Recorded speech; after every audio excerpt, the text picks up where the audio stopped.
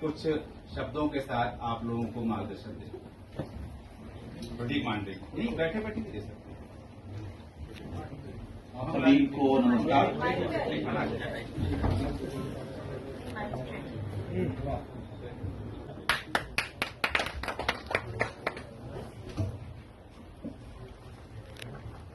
आप सभी को नमस्कार।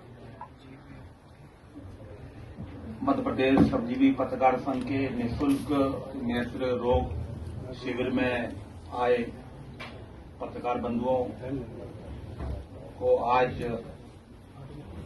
बड़ी यहां पर उनकी आंखों को एक प्रकार की ऊर्जा मिल रही होगी, क्योंकि मैडम प्रेमदा वसीम भी यहां पर हैं, जो नेत्र रोग सर्जन हैं और बड़ा नाम है उनका।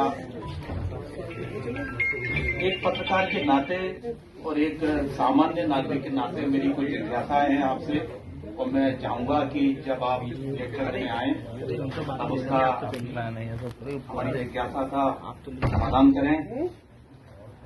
हम बचपन से अपनी आंखों को दिन में कई बार पानी से धोते हैं। जब हम नहाते हैं तब भी पानी हमारी आंखों में आता है, लेकिन दूसरी ओर जो डॉक्टर हैं वो ये कहते हैं कि पानी से आंखों को नहीं धोना चाहिए।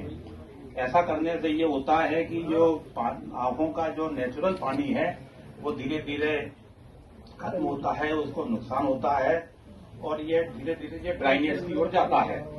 तो मैं चाहूंगा, हम पत्रकार लोग चाहेंगे कि बताएं कि हमारी आंखें कैसे स्वस्थ रहें, पानी के द्वारा, पानी से साफ करने के द्वारा, या और कोई विधि उसकी हो। एक हम ये जरूर चाहेंगे। दूसरा ये है कि हमारे जो योग के विभिन्न प्रकार की जो किताबें हैं, जो प्राचीन किताबें हैं, उनमें ये दिया हुआ है, और हमारे जो योग गुरु हैं रामदेव जी, वो भी अपने शिविरों में ये कहते रहे हैं, आह्वान करते रहे हैं कि सूर्योदय को एकटक आप देखें। सूर्य की जो सुबह सुबह की लालिमाएं हैं उसको आप नंगी आंखों से देखें, उससे आंखें मजबूत होती हैं, आंखों की रोशनी बढ़ती है। लेकिन दूसरी ओर जो मेडिकल का जो एलोपैथिक वाला जो फैकल्टी है वो इसको मानता नहीं है। लगभग 3 साल पहले मैंने डॉक्टर एसी बंसल का इंटरव्यू लिया था, जो नेत्र सर्जन है ग्वालियर के, नया बाजार के। मैंने उनसे इसी बारे में सवाल पूछा था।